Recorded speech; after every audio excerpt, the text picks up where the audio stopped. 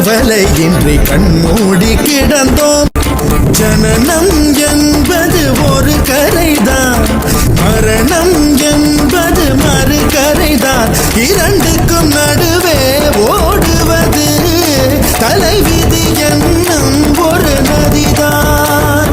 அலைகளை அலைகளை பிடித்து கொண்டு கரைகளை அடைந்தவர் யாரும் இல்லை. தனிமையில் தனிமையில் தவித்து கொண்டு சௌக்கியம் அடைவது நியாயமில்லை. கவலைக்கு மருந்திந்த ராஜதவம், கண்ணீர் கூட போதையின் மறுவடிவம். வழியது வாழ்க்கையது விளங்கவில்லை, வட்டத்துக்கு தொடக்கமும் முடிவும் இல்லை. கனவுகள் மட்டும் இல்லை என்றால் கவலைகள் நம் உயிர் தின்று விடும்.